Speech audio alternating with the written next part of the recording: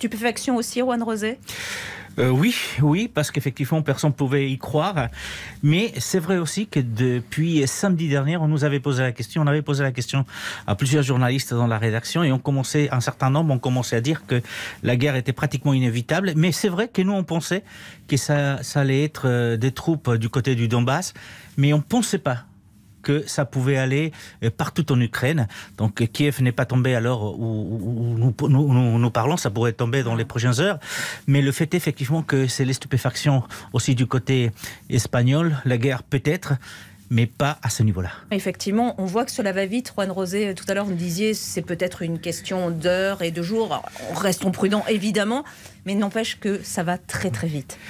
De la part des Ukrainiens, que ce soit de l'armée ukrainienne ou que ce soit de la population, la résistance, elle s'organise, mais face à l'armée russe, je ne pense pas qu'ils puissent tenir au-delà des quelques jours, d'autant plus que les Européens, les Américains, les Occidentaux, de façon générale, on a dit qu'on ne va pas du tout envoyer de soldats du côté de l'Ukraine, donc ils savent parfaitement qu'ils sont tout seuls.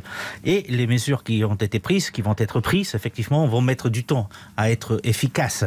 Donc c'est une question d'heures, c'est une question de jours. On va voir certainement des scènes beaucoup plus tristes, beaucoup plus dures que celles qu'on a vues jusqu'à là.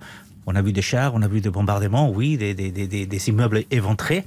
Mais les heures qui viennent, malheureusement, je pense que vont être beaucoup plus compliquées et les images qui vont nous parvenir vont être aussi beaucoup plus dures.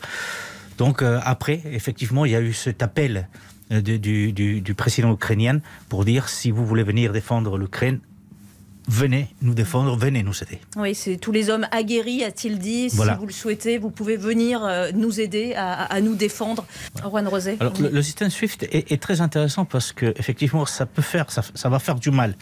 Mais les Russes vont trouver effectivement la façon de le contourner.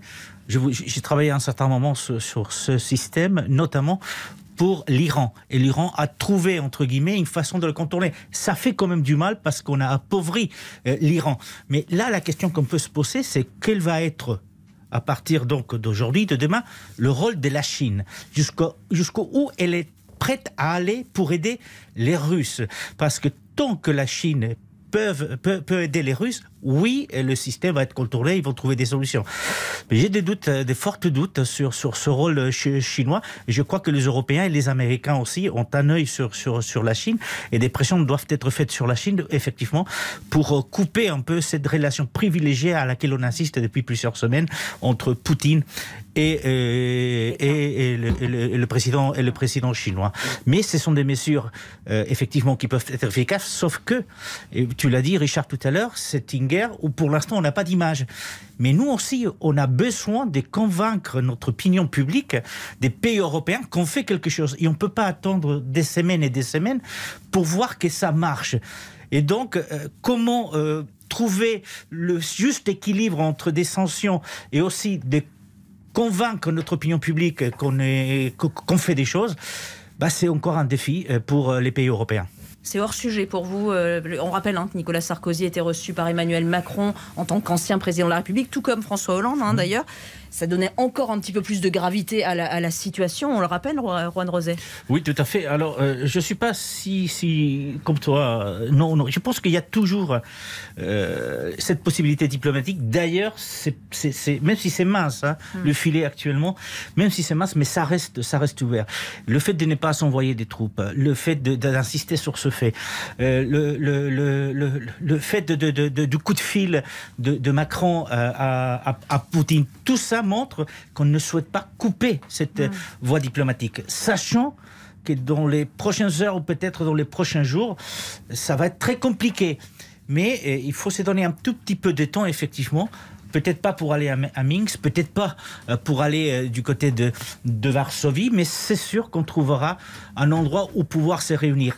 Et le fait que ces deux pays puissent se rencontrer pour négocier est déjà pour les Européens une petite victoire, parce qu'à ce moment-là, et je pense que là, Richard, effectivement, quand il s'interroge sur le fait que les troupes russes ne soient pas entrées encore en Varsovie, ça pourrait dire aussi...